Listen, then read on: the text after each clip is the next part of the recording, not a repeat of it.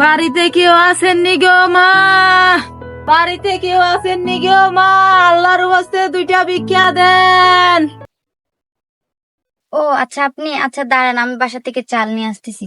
মা, একটা কথা কইতাম। কি কথা খালাম্মা? মা, সবার বাসাতে গেলাম, সবাই তো ডাল চাল দে মা। কেউ সারাদিন হাইটে আর পারতেছি না মা। মা, সারাদিন রোজা রাইখিয়া রোদের মধ্যে মানুষের বাসায় হাঁটতে হাঁটতে মা আমি আর পারতেছি না। তুমি যদি আমারে মা একটু ইফতারি করাইতে, আমি তোমার জন্য অনেক দোয়া করতাম মা। দোয়া তো করতেন খালা, কিন্তু আমার হাজবেন্ড তো বাসায় নাই। মা, তোমার স্বামী নাই তো কি হয়েছে? তুমি ইফতার করবো না? এইতে আমার একটু দিও মা। আচ্ছা, আপনি দাঁড়ান, আমি আমার শ্বশুরের সাথে একটু কথা বলে দেখি। আব্বা, ও আব্বা, হ্যাঁ, কি হইছে রে মা? একটু এদিকে আসেন তো। কি হইছে রে মা? আব্বা, এই খালাটা নাকি রোজা রাখছে সারাদিন, হাইটা উনি অনেক ক্লান্ত হয়ে গেছে, উনি চাচ্ছে আমাদের সাথে ইফতার করতে, যদি আপনি বলেন তাহলে।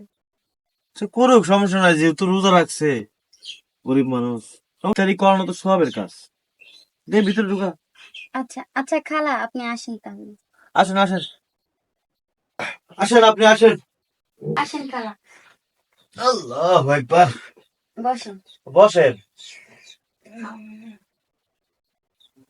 তা আপনার বাসায় কে কে আছে?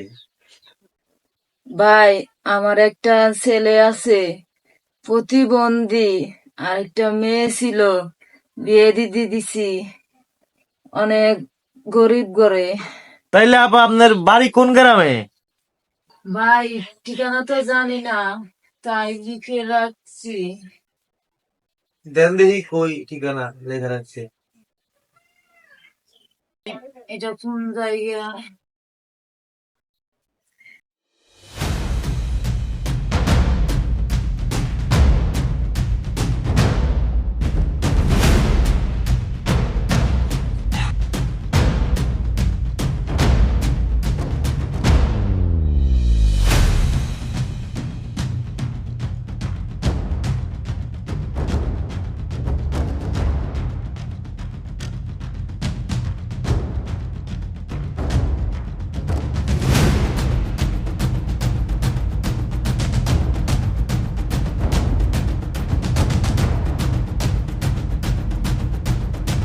পয়সা কিছু লাগবে না।